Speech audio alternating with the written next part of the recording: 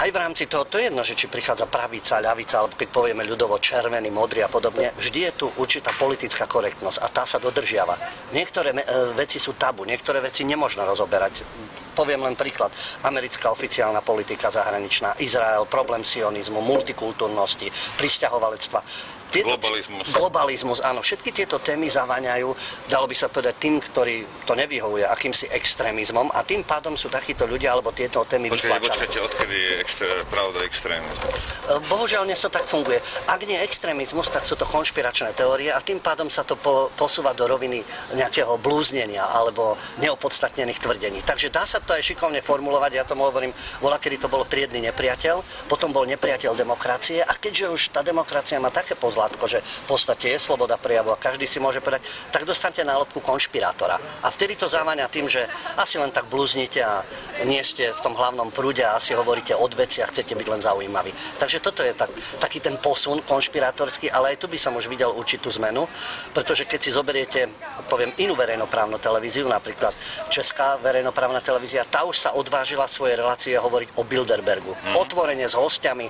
To žiaľ ešte, takáto téma slovenskej televízii ešte nezaznela. Bilderberg ešte pred 10 rokmi ste bol konšpirátor, hej?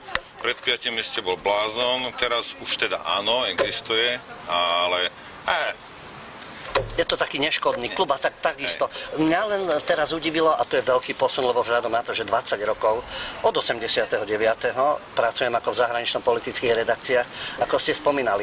Najprv také niečo vôbec neexistovalo, tieto mocenské centra, jak trilateralisti, Bilderberg a ja neviem, výbor pre zahraničnú politiku a podobne, neexistovali, bolo o nich ticho. Potom prišla fáza. Oni existovali. Existovali, myslím, mediálne. Mediálne v hlavnom príde. Neexistovali. Potom to boli, že to je blúznenie, konšpirácia, nezmysly, Schwarzenbergová populárna myšlienka. Jeden český psychológ sa na to prepožičal, že ľudia, ktorí sa zaoberajú konšpiračnými teóriami, sú blázni, samozrejme. Niekto mu dobre zaplatil. Určite, však to je tiež len ovplyvňovanie verejnej mienky, že týchto ľudí nepočúvajte. No ale teraz najnovšie, hlavne s týmto s Bilderbergom, som si všimol, normálne v oficiálnej agentúre vyšla správa, že je stretnutie Bilderbergu, schádzajú sa tam takí ľudia a nebol tam ani žiadne nejaké podsúvanie, že sú to nezmysly alebo nie je to dôležité. Jednoducho len suché konštatovanie, že sú tam mocenské špičky. Mená tam boli spomenuté, jak Kissinger, Rockefeller a debatujú o týchto veciach, čo to doteraz nebolo. Ináč, David Rockefeller nebol, lebo je nemocný, hodne nemocný, tak mu držte palce.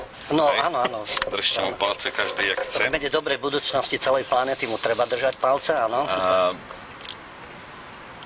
Dobre, mne to tak pripadá, že ono najskôr oni to pustia trošku, ja neviem, nezávislé médiá začnú o tom rozprávať, povedzme, jak je Bilderberg, konšpirátor. Ľuďom sa to dostane nejak do hlavy, hej, nejak to už majú v hlave a potom to pustia proste do svetu, ako, že to už existuje, hej. Že pomaly tých ľudí vlastne učia na to, že takáto vec existuje.